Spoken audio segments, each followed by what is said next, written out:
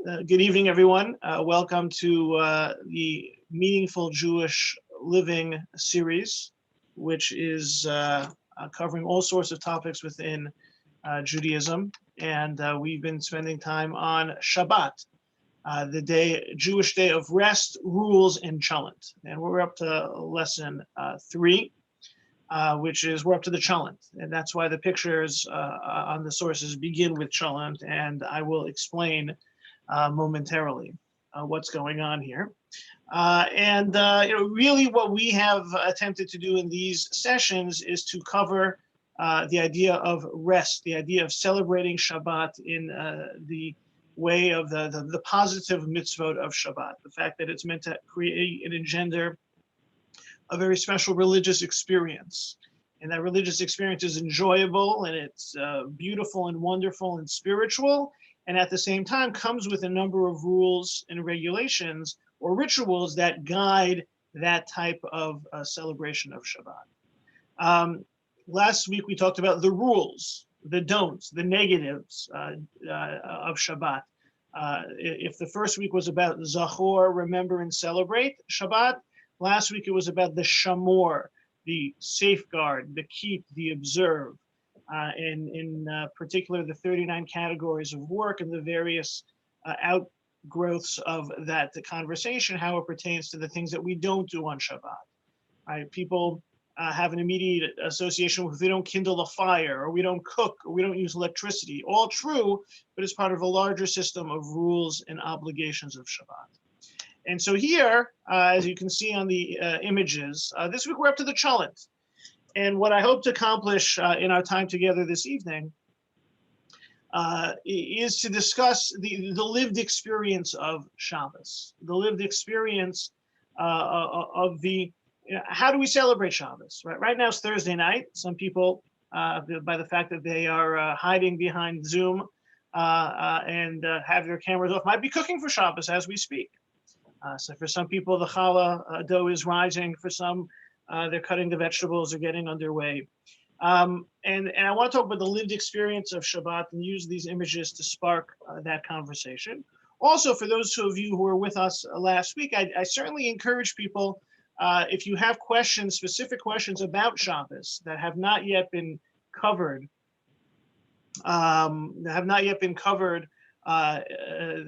in our discussions. I'm not sure I understand. If that have not been covered in the discussions, to please put them in the chat. Ask the questions. I have a couple of ideas that I want to share about the lived experience of Shabbos. I'm also, if there are technical details that people have questions about, please share those as well. So we're going to begin with Cholent, right? Cholent is delicious. Many people like it. If you don't like it, you can't be Jewish. No, that's not really true. Cholent is the idea of Cholent, and the reason why I start with Cholent is with regards to the fact that Shabbos is meant to be enjoyed. Shabbos is meant to be experienced. Shabbos is meant to be something that's lived. And Cholent, I think, in many ways, represents that. People like to get together hopefully we remember before COVID, and it will be the same after COVID, coming together around the Shabbos table or a Kiddush table and enjoying Shabbos. And yes, as we've noted, the celebration is not straightforward and simple, and it's complex and full of obligation, but it's really an important part of living Shabbos. And I don't mean living Shabbos for people who are keeping score, whether or not a person is observing Shabbos. Right? And we spent a lot of time talking about Sabbath observance and being Shomer Shabbos and the obligations and orthodoxy. That has value. Judaism is a religion of ritual and obligation. So being careful to keep Shabbos and not break Shabbos is important. And at the same time, it's important to enjoy Shabbos and be familiar and comfortable with all of those celebrations.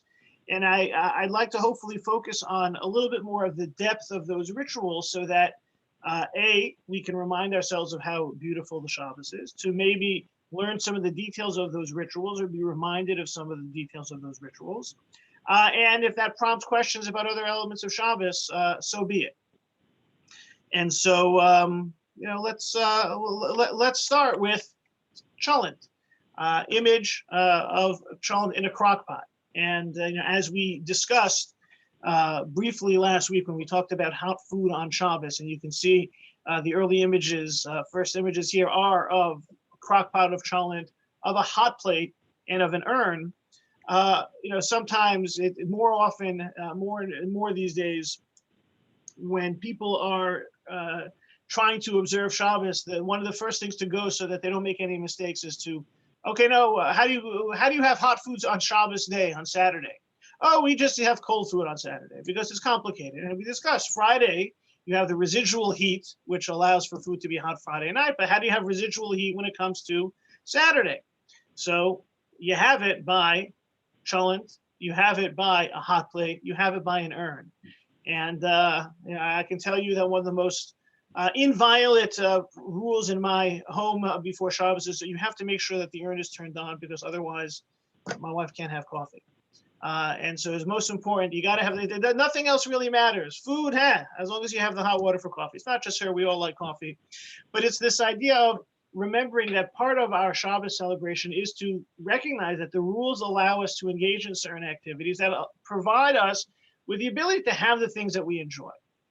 And just a couple of comments on each of these images. First, in terms of the Cholent, and we talked about that it's a culinary meets Jewish law, because you want to have food and you want it to be hot, and you need something that you can put together that can be cooking for a long time, and you need to have it in such a way that it's the flame is covered and there's no fire that you're going to be stirring up or anything. So this is how Cholent developed. But Cholent was actually also a theological response. We touched upon this very briefly, but Cholent, when someone eats Cholent or hot food on Shabbos day, it's actually not just something to be enjoyed, but it's a theological statement. And what do I mean by saying it's a theological statement? So we know that you can't kindle a fire on Shabbos. We know you can't cook fresh on Shabbos. But a lot of that comes from a verse that says that you shall not kindle a fire in your dwelling place on Shabbat. Right, so that's usually understood. You can't turn something on, you can't cook from scratch. But there was a movement, and we know that from the oral tradition, and we spoke about this a few different times, the oral tradition is where we get this idea of bringing into practice some of the details that aren't found explicitly in the written Torah. So that takes a leap of faith. And we talked about this a little bit in detail last week, the fact that many of the things that we do are part of an oral tradition, not just a rabbinic tradition. And the rabbinic tradition, as we saw last week, is also valid and equally binding. But there's also an oral tradition that, imagine the Jews sitting in the desert around Sinai. They were talking about the laws. Well, Moses taught them laws that were not written down and were just being discussed. That takes a leap of faith, because students will always say, well, how do you know this, and where does it say this, and how do we know it has to be this way? Show it to me inside. Well, there is no inside, because it was an oral tradition. And so there has always been pushback against this idea that an oral tradition, because let's face it, if God wanted it memorialized, it should have been written down from the get-go. Why did it have to be an oral tradition? Now, there's another way of understanding it. This very famously, Rabbi Samson Raphael Hirsch explained that there's a written Torah and an oral Torah. It can be compared to the written Torah are the notes that someone giving a speech writes out, and the oral Torah is the finished product, right? As a rabbi, I can appreciate that. You write some notes and then you give a speech. And if someone wants to read the notes, they really won't be able to appreciate the speech by just reading the notes, because it's been embellished and expanded upon. And the same thing is true with Judaism and Torah. There's the written Torah, which has certain details, and then there's the oral tradition, which rounds out the full picture. However, there's been pushback at times, and in particular, there was a movement known as the Karaites. The Karaites actually comes from the Hebrew word koreh, which means to read. They felt that the only Torah is the written Torah. There is no oral tradition. And therefore, if it's found in the written Torah, they practiced it. And if it wasn't, they did not. So a lot of the time, this meant that they were quantitatively less observant than many Jews because there's more rules in the oral tradition than there is in the written tradition. So that's true, and in many ways that was the case. However, there are certain stringencies which emerge when there is when you follow only the written Torah. And here they read the verse about not having fire. You shall not have a fire in your home on the Sabbath, as meaning no fire, no light, no heat on Shabbat. They sat in the cold and in the dark, because the verse says, do not have a fire in your home on the Sabbath. So they said, no fire in the home on the Sabbath. Done. Now, the oral tradition says that you're not allowed to kindle it. You're not allowed to cook something new. But you're certainly allowed to have the fire in the home for light and for heat. We talked about Shabbos candles. So they had no Shabbos candles. They also would never have hot food on Saturday because they had some residual heat on Friday night, but they had no hot food on Saturday. So they sat in the cold, in the dark, only having cold food. So when we talk about Cholent, we're not only talking about warm food in a filling meal in a culinary issue, it's actually a theological issue. Like Shabbos candles, having light in the home on Shabbos and having hot food on Shabbos is an expression of a belief in the totality of the tradition of both the oral and written traditions of Torah. And so therefore, eating Cholent is also a theological statement. So it doesn't have to be Cholent. As you see, there are other things you could put on your hot plate. But these are the types of mechanisms which facilitate having an enjoyable Shabbos and one that we proactively live the fullness of Jewish law while being able to enjoy Shabbos.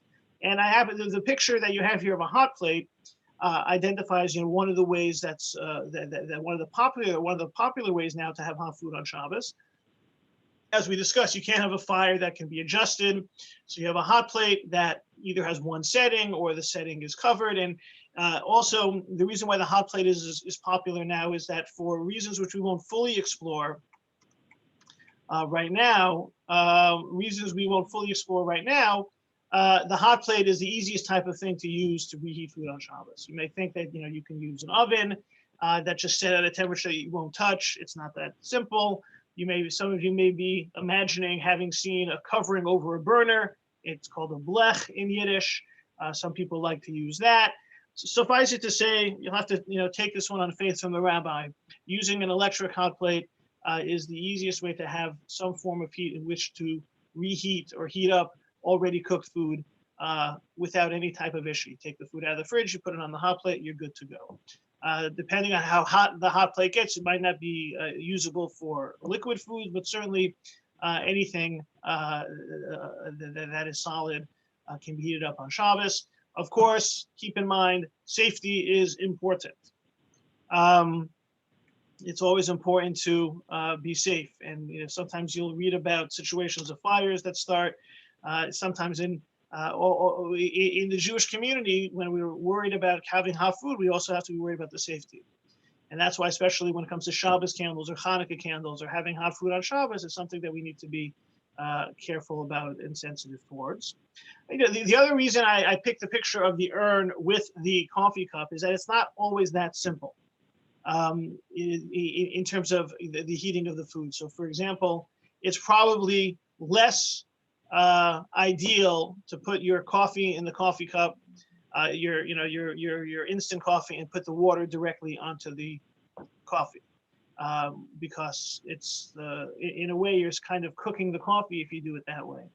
What you preferably should do is put some water in the cup, then add the coffee, and then add more water, because there's no such thing as cooking a liquid, and there are more details involved in that, but. So I just want you to know that in my coffee cup, in my picture there, I had put some coffee into some water and am now filling it up to the top. Of course, that's not me. I'm just pretending it is, but that's how I make coffee on Shabbos. So the idea that, but again, the idea that technology provides us with these opportunities is something that is of great benefit. But throughout the generations, there were always other mechanisms that were used that would seem strange to us. Like, for example, they would sometimes use the local bakeries' ovens to keep their food hot on Shabbos, and everyone would go to a common place. All true, but still a little bit more complicated. I'm trying just to present kind of the practical lived experience that's accessible to each of us in fully being able to celebrate Shabbos this way. So that's the Cholent and the rest rules in Cholent, and also getting us into the lived experience of having hot food on Shabbos, both being sensitive to the details of not being allowed to start a fire or cook from scratch on Shabbos, but be able to ensure that we can enjoy the have hot food on Shabbos. If there are any questions, relating to this component, I'm happy to stop and take them. Again, if people have questions in general that you want to see addressed before we're done this evening, please feel free to put them in the chat. I'll just stop for a minute and look around, see if any hands go up or the like before moving on to our next image. All right, I'm either doing a really great job or nobody's paying attention. A good Cholent recipe, someone is asking. You have to, you have to speak to my wife. Look, for those of you, who have tried, some, fantastic Cholent. Some of the caterers have great Cholents. I'm sure we have some. One of the things that congregations sometimes like to have is a Cholent cook-off. Right, you sort of say, remember that the crock pots are a little bit safer than having open flames, so everyone puts together their Cholent and then there's a taste off.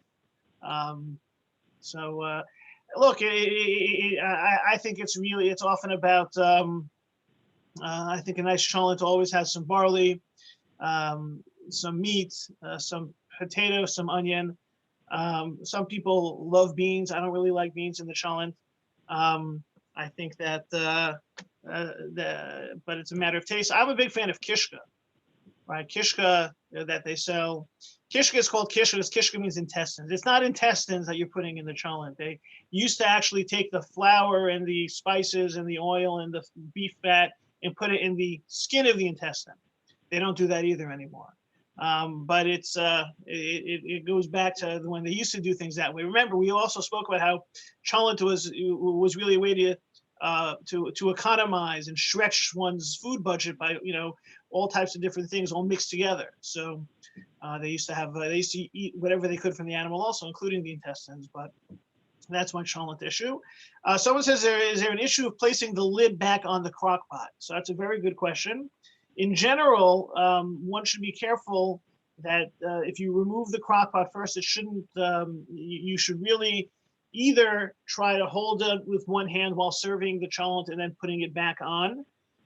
You should put the lid on before. You really shouldn't mess with the crock pot, taking the lid off or taking the lid off and stirring while it's inside the heating element.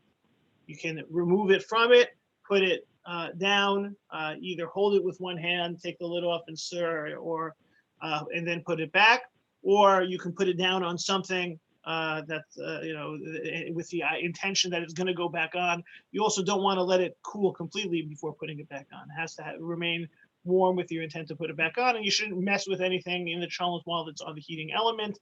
If you do so, you should do it. You should take it off first, and then you can take the lid off and put the lid back on, etc.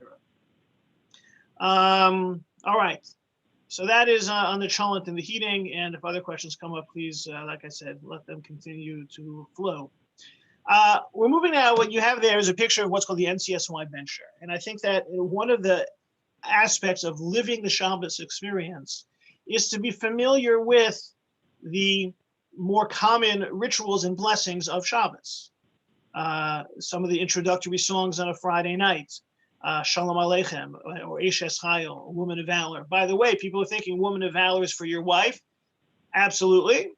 At the same time, the Woman of Valor song, Eshes Chayil, Proverbs 31, was written by King Solomon for his mother. So it's the idea, it's really an ode to the Jewish woman. And so being familiar with these songs and fluent with how the rituals proceed is an important part to Shabbos. It is, they have the expression, the devil's in the details because they're hard, but God is in the details when it comes to the Jewish tradition. It's the system of ritual which is which is what connects us more, it keeps us connected to Judaism. And it also has a way of adding beauty and enhanced meaning. And we've spoken about that previously, but I think it's especially true to be able to celebrate Shabbos, whether we're on our own alone or whether with a group of people. We should take ownership of these rituals. We should sing Shalom Aleichem. We should make Kiddush out loud. And this requires being familiar with how to say it, and what the proper procedures are for the washing of the hands and the saying of the blessing in the motzi, and Birkat Hamazon, grace after meals. And I think that sometimes it's very easy for us to sit back and let it be done for us if we're with other people. And then if we're alone, maybe think, well, we're alone and why does it matter? And I can just go forward. And that's a natural emotion to have, but we should feel empowered to lead Shabbos the same, whether we're alone or with 1,000 people. And that's why I mentioned the NCSY Bencher, because it's one of the best tools for learning the ins and outs of Shabbos. And grace after meals and blessings. It's a fantastic little booklet. Hopefully some of you have it. They also have an app version which can be found. That one you can't use on Shabbos. But it's terrific because it's in Hebrew, it's in English, it's transliterated. There's just so many opportunities to become familiar with Shabbos. And I just appended below that I just appended below a link to a YouTube site, which is called, it's the YouTube page for Cantor Mayor Davis, who designed something called Shabbat for Starters. I know some of you have this resource, and I've shared it with you before, but it's it is Cantor Davis goes through pretty much most of the Bencher, Shalom Aleichem, Eshet Chayil, Kiddush, the songs of Shabbos, the Birkat Hamazon, to become familiar that you too can lead a Shabbos table and can be involved in it. And so I think that in addition to the Bencher, I think actually the NCSY Bencher app has all of it demonstrated out loud as well. But Cantor Davis is a good friend and a fantastic role model for how to lead Shabbos. That it's important to become familiar. And I encourage those who are not as familiar or who have been shy of engaging fully in this on their own, to seize the bull by the horns, as it were, when it comes to celebrating Shabbos, and make use of these resources. Just a thought onto the beauty that is found in the details. It's from an experience I had the last couple of days, here in Atlantic Beach, as I'm getting used to a new community. One of the things I started researching is the Eruv. And the Eruv is the enclosure that creates the public space is viewed as, according to Jewish law, private space, so you can carry. And part of that involved learning the boundaries, but part of it also was to return to the sources and review and become more familiar with the complexity. And it's really, really complex, some of these rules. And some of the rules have multiple opinions and multiple conflicting opinions on how to apply it. So, for example, if you're using a fence, a gate, a fence that is there as part of the boundaries, but the fence has a gate, and the gate is sometimes open or partially open and sometimes closed. Well, sometimes it's like this and sometimes it's like this. So is it considered closed or not? And how often it has to be closed for it to be considered a full boundary? And a lot of it can be maddeningly detailed, but the details are where the beauty is to be found. The complexity is what provides us with more of these handholds to the Jewish tradition. And so, that I was reminded about that idea by Rabbi Chaim Jackner, a noted educator and rabbi, an expert in Eruv, who wrote a book on the subject, where he makes that point. He has a whole book describing all these complex ideas, and the last chapter is called, "Why Does This Matter?" It's a very good question. It could be very boring, but it matters because these are all parts of the details. And I think the same is true with the Shabbos rituals.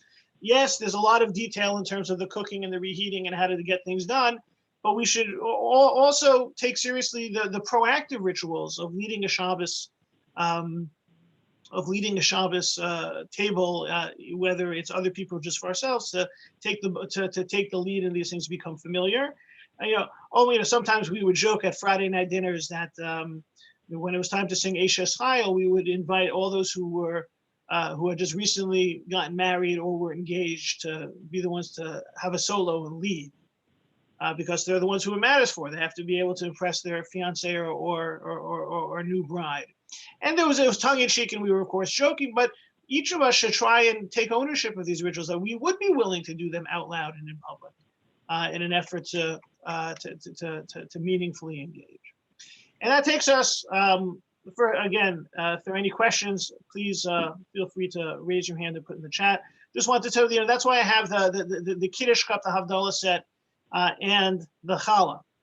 And the idea that sometimes it's easy to forget that part of what adds to the beauty of Shabbat is having nice things for Shabbos, having a beautiful Kiddush cup. And, there's a whole history to the design of the Kiddush cup and why it has some of them don't have that leg and pedestal, and some of them are more rounded on the bottom. If you hold it on the side like a cup, or you hold it from below, and these are all things which Jewish sources address. And there are all sorts of customs, and everyone follows their custom, and sometimes the customs seem to be contradictory. But the idea of having having a nice Kiddush cup can be is also one of those details. Some of you may have met Chazan Shiloh Kramer, who for a long time was the Chazan at the KJ Beginners Minyan on Shabbos, and he would often lead the Kiddush. And if you notice, he wouldn't make Kiddush. We didn't have a Kiddush cup there for the Kiddush, but he didn't just use a plastic cup. He would double the plastic cup, because there's an opinion of Rabbi Moshe Feinstein that if you have something to use, you should make it special for Shabbos. So you could definitely use a cup, a plastic cup. All you need is a cup. You need to make a cup, make the blessing over the grape juice or wine. But if you can make it special, even with an additional plastic cup, that's still better. And it's the reminder, there's a certain aesthetic. The clothes don't make the man, and the price tag doesn't determine if it's a nice Kiddush cup or not. But it's about having the nicer objects, which might enhance our connection and our feeling of ownership towards these rituals. That's why I also put a picture of a Havdalah set. You don't need a Havdalah set. You need a cup with the wine. You need something nice to smell. You need a candle. But it's this idea of adding a sense of beauty. And each of us, we may not like this Kiddush cup or this Havdalah set, but it's we should find something that we do appreciate, which makes us feel more connected and more inspired, with more feeling for the mitzvah. And then the challah cover, actually, I chose a picture specifically because you notice the challah has something underneath it as well as above it. There's an idea that we spoke about. We didn't really go into so much detail, but we used 2 challahs because a double portion of manna bread fell on Friday, and therefore we have 2 portions. Now, why do you have a double portion also on Saturday? Well, the rabbi just said you do 2 Friday nights, you do 2 on Saturday also. So that they have sorry about that. This idea of the idea of the challah that we have on Shabbos emulates that ritual that took place, that event in the desert. Well, the Torah describes that the manna bread fell on a dew, a bed of dew, DEW, and it was covered by more dew. So there was actually a cover. We have a challah cover, but we also have a challah board because of that. And again, can you put the challah on a plate, or can you put the challah on the table? Yes, there's the idea of making the motzi blessing. But there's an idea that we're trying to commemorate a specific event, so that it's not just a ritual, it's also a historic moment, it's an aesthetic moment. It can become more of a special moment. Let's also face it, it also keeps the Judaica stores in business if they have to keep designing different types of objects that we would have to purchase. So I'll stop here, take any questions, comments, or thoughts on some of what we've been saying and explaining.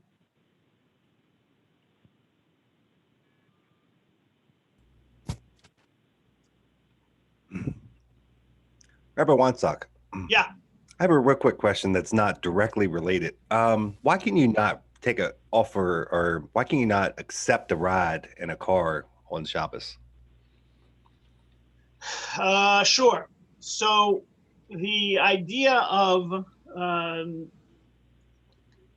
getting in a car on Shabbos has a couple of issues. One, uh, if the person stops for you, that's a problem, because, as we said, you're not allowed to have someone do for you what you can't do yourself. Two, getting into the car could be problematic, or closing the door, because of lights that turn on and off. There's a little bit further removed issue, is that whether the person's additional weight will cause additional fuel to be burned faster, in which case you are adding fuel to a fire on Shabbos, which could also be problematic. So that is something that, those are some of the issues. You then move into more vague territory of, it's something that's inappropriate on Shabbos. It's too much of a weekday activity. Suffice it to say, there was a conversation. So, for example, back up for a second. Like, what about taking advantage of mechanical things that are happening automatically? So, for example, escalators, they're moving constantly. There's no problem to get on an escalator on Shabbos. So there was a suggestion that, what if you had, what about taking a bus? Well, there could be a problem, because the bus may not stop unless you are there. And if the bus is stopping for you, you're causing something to be done on Shabbos that you can't do yourself. Same thing for getting off the bus. How are you going to get off if the bus isn't stopping at the stop unless it's just for you? Well, let's say you can obviate that. Let's say you have a bus that travels and it stops at every stop, no matter who's getting on or who's getting off. And you don't have to open any doors, and you don't have to pay any money. And there's other people on it, so the amount, your additional weight is not really contributing to adding more fuel to the fire. So there are authorities who have allowed such a bus. They called it the Shabbos, right? Shabbos bus, combined into one cute expression. There are those who oppose that, because it becomes too much of a weekday activity. And remember, there's that, as we discussed last week, there's that gray area of making Shabbos different than the regular week. So you have some technical reasons, and you have some, I guess we'll call them, ideological reasons. And the technical reasons are most of the time very difficult to overcome in a typical situation. And the ideological objections usually mean that we haven't yet tried to implement something like the Shabbos. I see. Just I saw someone asked a question about the Cantor Davis resource. So if you look under the bencher, there's a hyperlink to a YouTube channel. You can click on that. I will also put that into the chat if people are having difficulty getting it off of the source sheet. Yes, what else have we got? Any other questions or comments? Is the walkway at Carl Schurz Park in the A-Road? The short answer is, in that area, it is in the A-Road. But remember that if you're walking, it depends in that specific area. Yes, if you go other areas within Manhattan, I don't know how far south you can walk. I know there's construction there now. You always have to just double check the map, which last I checked is now actually not accurate, so you have a harder time finding out. But Carl Schurz Park is in the area. All right. Again, further questions, I'll be looking for the recordings to post into the link. Yeah, Sasha. Yes, I'll wait. Okay. No, go. Okay. There is I've asked this question before, and I'm still not clear on it. There's a person who's confined at home because of illness, but there is a wheelchair available, a mechanical wheelchair. And can a person push that chair to get the person to shul on Shabbat? So when there's a Eruv, you have no problem. You have no problem when there's an Eruv, because it's the same thing as carrying something. So you're good to go. Okay, good. Okay. Hopefully that helps. There's no error, it becomes more complicated, and the more has to kind of get figured out. Okay. Thanks. Thank you. Okay, let's see. All right, so let's move through some more images, and obviously we'll certainly take more questions. So then I put in there the siddur and the chumash, and the reason for that is because I think it's also important to become familiar with the liturgy of Shabbat, and also the fact that we read the Torah on Shabbat, and if we're not hearing it, there's still a weekly Torah portion.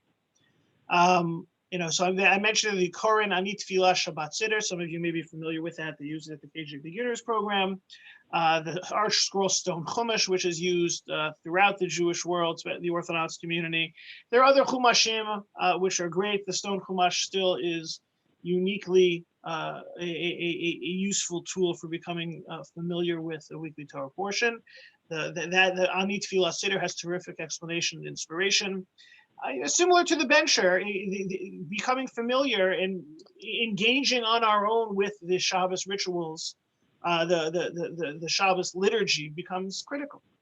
Especially in these last months when there's been a lot less time spent in shul, taking ownership of the prayer service has become critical.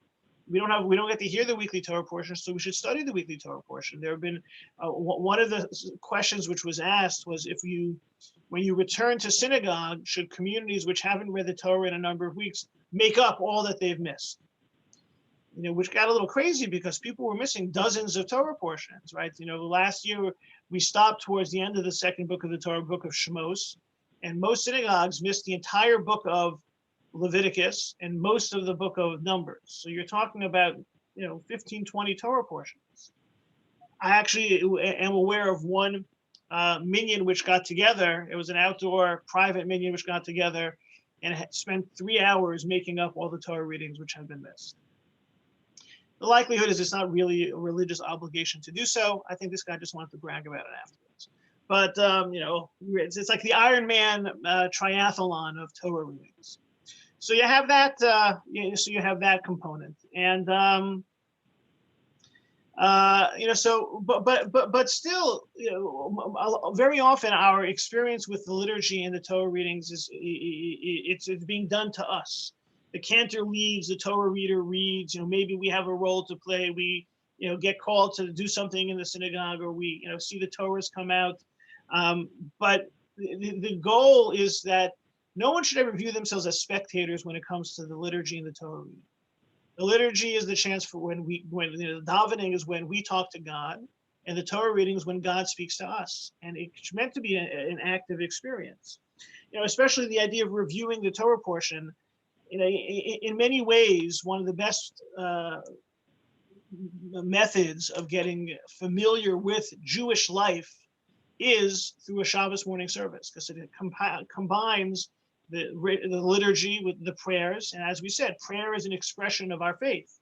You don't say the words or engage in the liturgy if you don't believe, because otherwise you're just moving your lips for no reason. And the idea of the Torah reading, that's where Judaism comes from. And so I speak from experience, and I know I'm speaking to an audience, many of whom have had that experience and even developed that, and who started with limited experience and exposure to Jewish ritual in learning, who gained so much from that Shabbos morning service.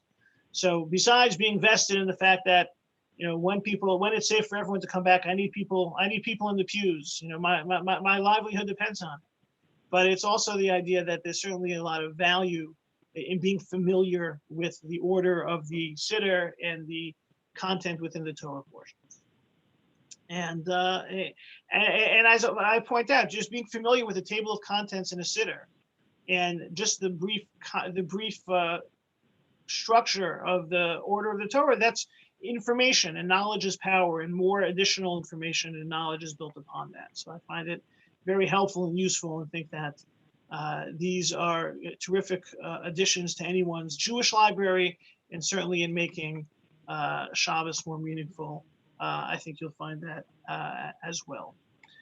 Questions or comments on the Siddur Chumash component?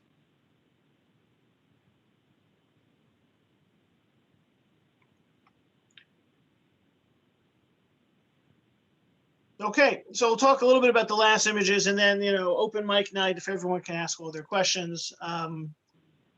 So what you have there is a Shabbos clock or a timer as well. It's not a Shabbat lamb, it's Shabbat lamp. I apologize for that. So the timer is unique, and again, here we're like with the hot food conversation. We're talking about ways to make Shabbos more enjoyable and more doable. One of the other issues I often discuss with people as they're becoming more familiar with and committed to Shabbos observance. So what do you do about the lights? Oh, we just leave them off, or oh, we just learned to leave them on. So, okay, if that works for you, that's fine with me. But the idea of finding a way to have it more practically effective. So the Shabbos clock was an innovation which really revolutionized our ability to not leave certain lights on all the time or fumble around in the dark all the time. First off, you can imagine, that it was probably, this is where Shabbos candles were a utilitarian need, because if you don't have the candle, you don't have the light. But once you have electricity, having the ability to have the lights go on and off became very helpful. So the Shabbos, the timers are terrific. And, for those who have seen them, they, little pins, and, now you can also, now things are digital and everything like that. People have smart houses. We've taken it to a new level. When the Shabbos clock came out, there was some opposition. The fact that if everything can just be put on a timer, then we could just make Shabbos into a weekday. And so there was some opposition to timers. Rabbi Moshe Feinstein was one of the great legal rabbinic voices in the 20th century, came to the US in the 1930s and lived in the Lower East Side of Manhattan until his passing in 1985 or 86. He felt that Shabbos clocks and timers it's a terrible thing, because you could run your factory on a timer, right? Imagine the mechanics of it. You can just put on a timer and your factory can go on, and people could have their Shabbos could turn into a weekday. I think that maybe give you some indication as to the question. Someone asked a question about watching TV if you use a timer.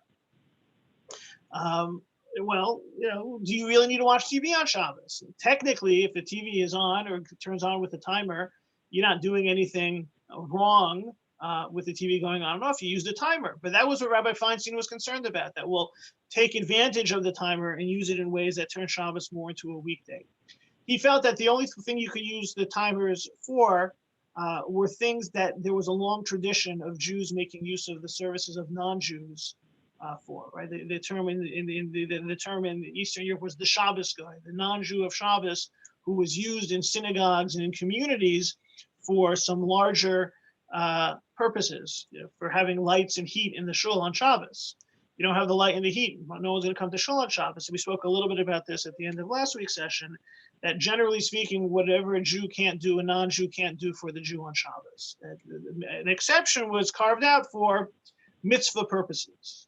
So to have lights on, to have heat, to have air conditioning, and we extended it last week maybe with regards to getting up and down in an elevator, so you can get to shul or have company, things of that sort. You can carve out some exceptions. But to make Shabbos more of a weekday, it's probably not appropriate. And so the timer makes our life easier, but also reminds us of the need to be sensitive to keep Shabbos, maintain the spirit of Shabbos. So with regards to watching TV, can we live one day without a TV? I don't know about you. I'm still thinking about the op-ed in last Thursday or Friday's Wall Street Journal about the Texas congressman who's going to take a sabbatical from social media and was shutting down his various accounts. I'm leaning towards that. But so maybe we don't need the TV. Now, at the same time, I have also encountered people for whom if they're alone on a long summer Saturday afternoon with nothing to do, it could be mind numbing. It could be very difficult mentally and emotionally.